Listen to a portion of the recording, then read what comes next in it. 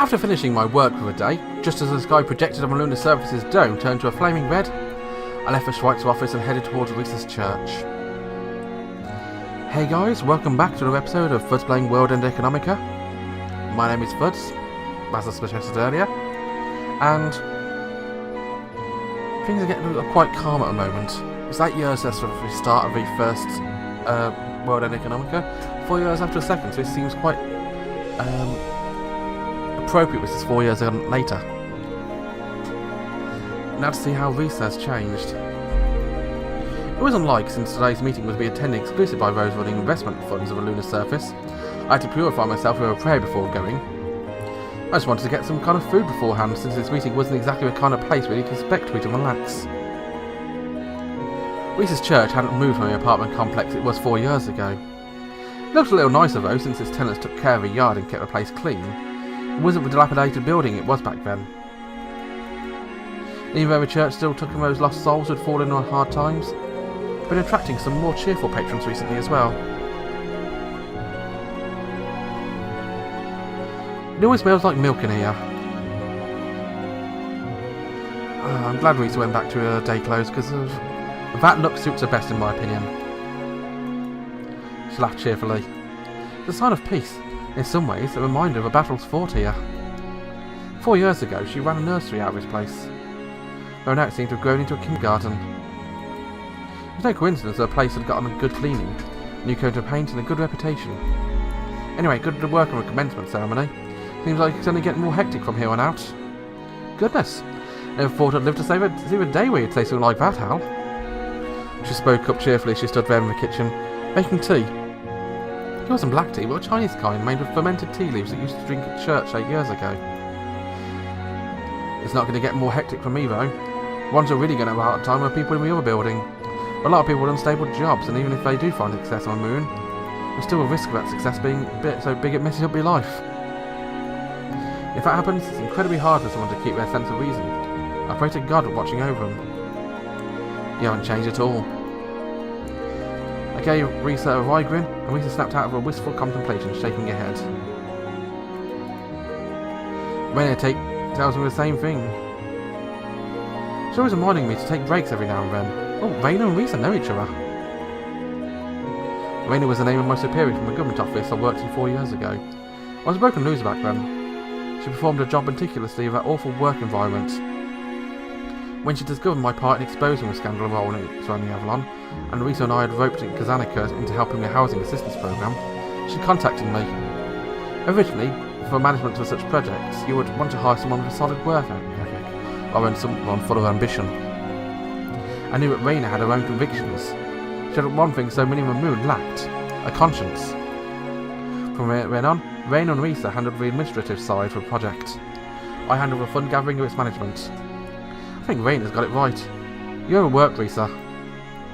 This is what I live for. I have a feeling I'd be worse off if I stayed still. Well, I guess if you weren't like this, you wouldn't try shouldering other people's problems, and a lot of people would be worse off now. She propped her hand on her hip, giving me an annoyed smile. Surprisingly, when her eyes met, she looked away, chuckling and sighed. She looks so grown up at this point. And again, she's a grown up. You're grown up now. Speak for yourself. Been saying that for the past 4 years. It's been 8 years since we met, but it always reminded me of that little boy used to be, Hal. Seriously? She grinned mischievously, just as she did so often 8 years ago. Well, if you're here, that means you want dinner. Yeah, Mark has his own plans for dinner. You have changed a lot too, Hal. Not wanting to eat alone. She looked at me fondly. As embarrassing as it was, she wasn't wrong. I'd rather be together than alone. I bet you'll be a really clingy boyfriend. I just shrugged in response to her own teasing. She was probably right though. Honestly though, I never thought this project would become a reality. And when I came back here by myself after the ceremony had ended, it all felt like a dream. Yeah, I know what you mean. When you think this is just the first step. She gazed down into her teacup with a bewildering smile. Even if I told Mummy and Daddy were trying to change the lunar surface of its very roots, they wouldn't believe me. Really? I think I was just being poetic or something. The big dreams are always like that, aren't they? I want my lunar surface to become a bit more fair, a place where everyone can stop and have some tea. I want to become a place that's free from the storm of destiny that's raged on for thousands of years. She sounded like she was reading out of a children's book. I've seen by my own eyes just how many times she turned greedy, money-hungry businessmen into completely different people. Getting them involved in her housing project. There are many, including Risa, who had left their hardships on Earth to come to a moon. I heard she was barely escaped with her life. However, what had awaited them on the moon was far crueler and more merciless than any wilderness. The world of money-making. There were good people too, of course, so I don't want to speak too negatively. But I think this place really just needs a little more kindness. Just come out and say it. It's overcome with greed. Oh, don't make fun of me. There's a lot of greed, but we do get a product we're running in spite of that. But there were actually a lot of people who wanted to make lunar surface turn out different. And there were people who came from Earth bringing their hopes up. Would it be different too?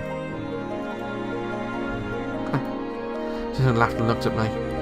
You always get a little upset when we talk about this, just like the old days. I'm not. You look like a naughty boy being lectured about his right and wrong. Couldn't stop myself from childish looking away from Risa's smile. I couldn't look into that blazing star. No one's going to blame you for starting this project to further your own goals, Al. Don't say it like that. Don't worry. I think it's adorable. Just seems like a lunarian boy would too. But that's just how it is here. My face contorted with a bigger grimace as I looked away from her. She smiled delightedly. When lunar surface becomes a little more righteous, I'm sure people will start looking towards the future. The lunar surface will no longer be the culmination of humanity's greed, but the foundation of a new frontier. You want to make this a relay station to Mars, don't you? I think that's a wonderful idea. I think it's much more fitting for you to have devised this wholesome charity project as a stepping stone, rather than as an end to itself. I looked at Risa, who was smiling wholeheartedly. I scowled at her, but I didn't argue, I just tilted my head. I sighed, defeated, in front of Risa. I was still the same boy I was 8 years ago. It'd be great if you could go to Mars, I mean. Oh well. I was confident, just like I was 8 years ago. Alone? I wasn't going to avoid a question, because it meant running away from what happened 8 years ago. No. I said boldly, and Risa beamed. I'm glad. Seems you're not trying to lie to yourself like you were 4 years ago. I'll never do something like that again, you know.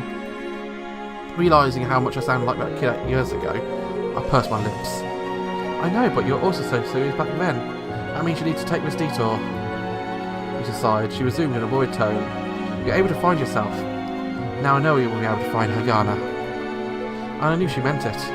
Risa knew how much time I'd been spending searching for Hagana even while battling Avalon. But I knew that Risa had spent a long time searching for her as well. Besides, I know you're bad at giving up.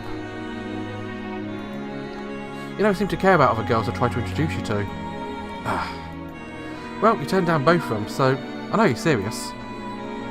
Actually, it obviously annoyed me. This chief seemed into Risa's expression. How's Eleanor doing? She's fine. Just a bit ago, she introduced me to another benefactor. Is she still angry? A childish question from Risa. Yeah, she's still holding against me, but I turned her down. Oh my. Her eyes widening like a child receiving a present she'd been wanting, and giggled. She does give off the air of someone who would stay a maiden for 100 or 200 years, spinning tales of love in a stone castle. Actually, when she's mad, she's much louder in Gazanica and even scarier than you. I understand the part about Mr. Gazanica, but you're comparing her to me? The story of Avalon's defeat made it into a movie, but it's not as glamorous as people made it out to be. Eleanor's shouting was beyond terrifying. Hey, don't change the subject. What are you about to say about me? There's nothing else to say about you. To me, Risa, you're the embodiment of what it means to be a scary adult. Sheesh, Hal, you're a very rude boy. I laughed, unable to hold it any longer. Risa wasn't seriously upset though. By the way, I think the other girl you're coming up for dinner later this evening. Anything you want me to tell her? She knitted her eyebrows as if she had a headache. Put her finger at her temple. Couldn't count how many times I'd seen her do that since we first crossed paths. Tell her that she should show her face around here once in a while. She loves her work so much she can't help it. I don't think she even goes home much at all. Guess ever since she turned Chris down, she's fallen in love with her work. That was different from how we've been talking about Eleanor. Now Risa's word doesn't sting to him. Did it even occur to you that a joke like that might hurt me? I'm an ally of all girls in love. Besides, I don't think you really appreciate just how much I had to take care of Chris after that. She leaned forward across the table, grinding my fist into my head. Chris had saved me after I was crippled in the incident 8 years ago. I couldn't reciprocate her feelings, and I should have done right by her sooner.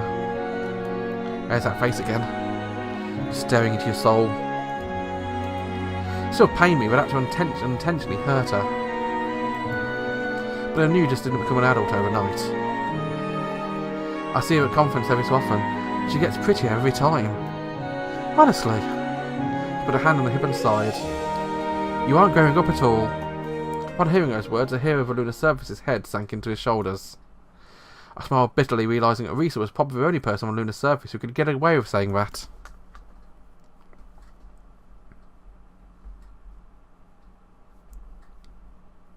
Alright, say hello to Chris for me. Yeah, thanks for dinner, by the way. I'll come by and eat again. I've got to admit, that side of you is just adorable. You're always going to treat me like a little boy, huh? You always will be, to me at least. She spoke without a hint of reservation. Smiling, she gave a little wave. I shrugged and raised my hand in parting, and climbed into a taxi I'd called. Sinking into a seat, I sighed deeply. The dinner had been delicious. I felt comfortable there. I held my breath for a moment, and when it began breathing again, it was already shifting gears. Club 25 in Newton City, please. You got it. The driver responded with a car took off. I peered into a rearview mirror, tried to catch a glimpse of Risa, but she was already far behind me now. It's taking out my phone to sort out my missed calls until Risa had completely disappeared from view. I guess because I didn't want to see me in work mode. Hello? Oh, hello. How? Did you finish dinner? If you're calling, that means there's a situation. Given the time, I'm guessing about the Asian market. No, but the GDP bulletin and CPI report went through without no problems. It's about the funds from the Arabs. They're being too demanding and directed them to a different firm. Eagles will be fine. That sort of person can't stand letting our money sit around in a bull market. No, He hesitated. I moved the phone away from my ear and stared at the receiver in disbelief. Then, as I held it against my ear again, I spoke. Did something happen? The anguish in his voice made my mind start racing. Had one of her positions left Marco's discretion to suffer heavy losses? Did he suffer heavy losses because of an erroneous order? Maybe he'd forgotten to submit a tax return. Now auditors were swarming the office. Huge lists of possibilities flooded into my head, and Marco spoke. Maria turned me down.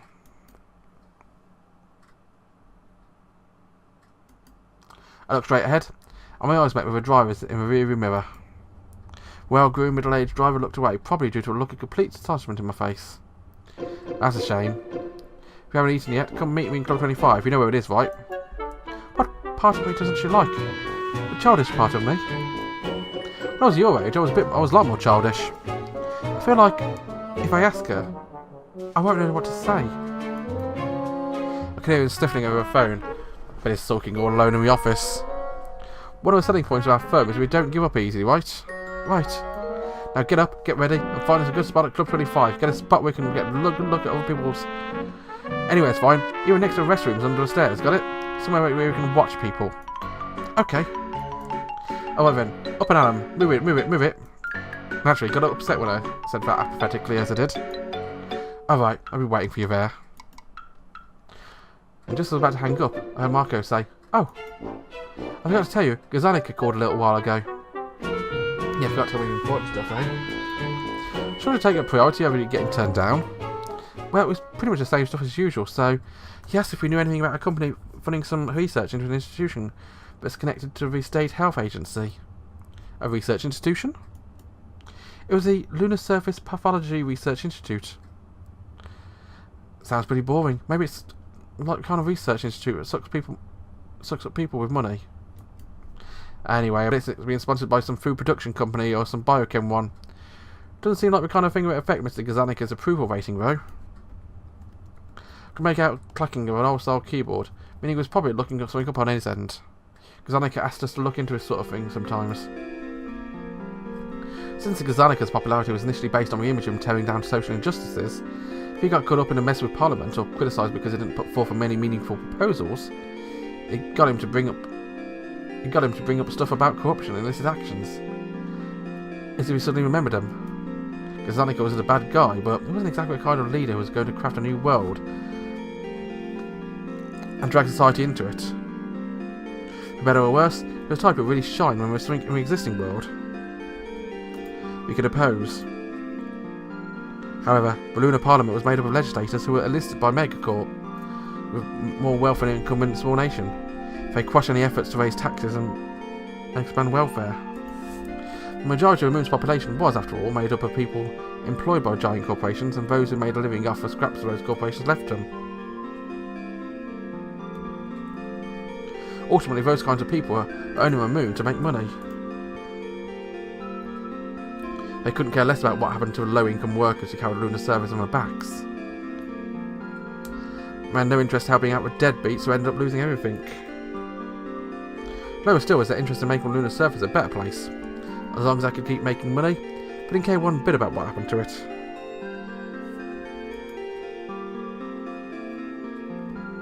Even Gazanica, who had burst onto the political scene denouncing Avalon and other corporations for their wrongdoings, got stopped at every turn. Their bills he put forward were invariably gutted by the rats lurking in the Parliament.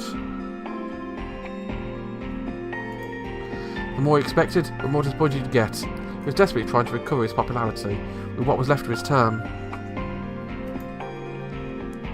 As it stood, his chances of being re-elected president didn't look good.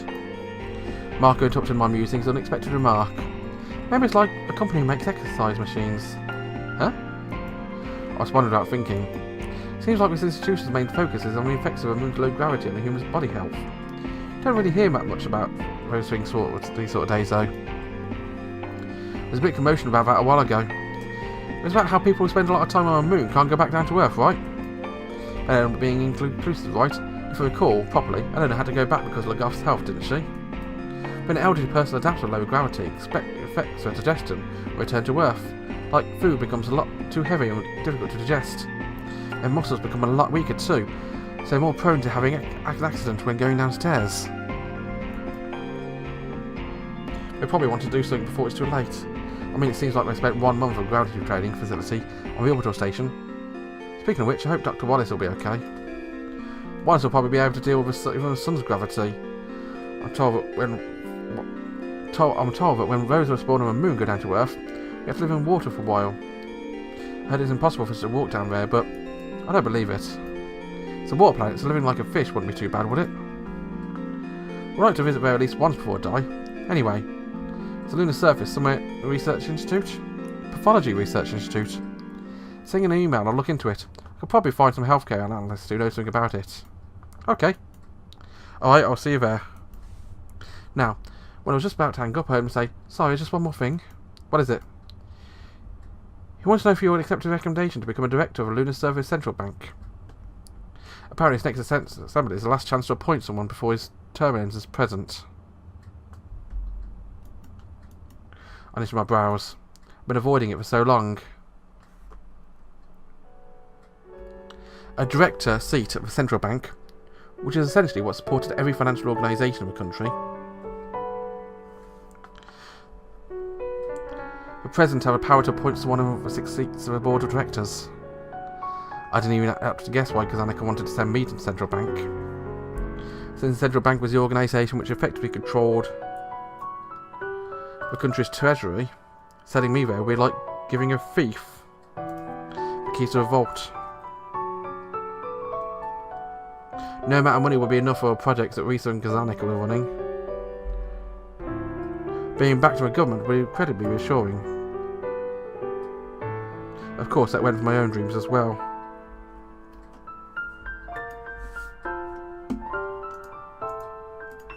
That said, there are plenty of examples in Earth's history of government officials trying to do the exact same thing. That led to situations where the central bank and the government conspired to print as much money as they liked. That wasn't just theoretical, this was something that had actually happened throughout history, which led to most countries creating laws specifically to prevent the government and the central bank from colluding. Naturally, the vault of lunar surface in the central bank was not so easy to open. When I think about it as preparation for a project, it was a move that made sense. If by some miracle Gazanica managed to increase his approval rating enough to stay in office for a second term, then having me in control of the central bank would have considerable significance. It would be a giant leap forward to my own dream as well. However, what had been keeping me from accepting the position was the lack of conviction. When I asked myself if this was the right thing to do, if it was something I could look back on and be proud of, I couldn't help but be plagued with doubts. I was no saint. I had my own interests before Gazanica and Risa's plans. Could I still be proud of doing this if Agana was by my side? I don't think so. Manipulating government systems was no laughing matter. The atmosphere felt similar to that of Royal Central Hotel that caused me to stray from my path 8 years ago. I must have stayed silent for a long time, but Marco didn't hang up. He waited patiently for my answer. Let me think about it a bit more. Well, I trusted Marco's judgment. It's only a good at our average lunarians. I doubted he really understood why I didn't accept my position immediately. I don't know if he can handle responsibilities of that office. I think you're more than qualified for it, Hal.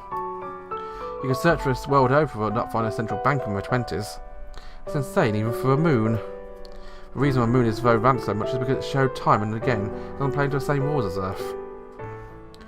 When did you become a lunatic?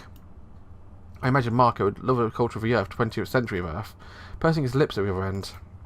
I'll tell him he's still thinking about it. Thanks. Ah. With that, Marco hung up. Again, thank you very much for watching, guys. Have a wonderful day. Bye-bye.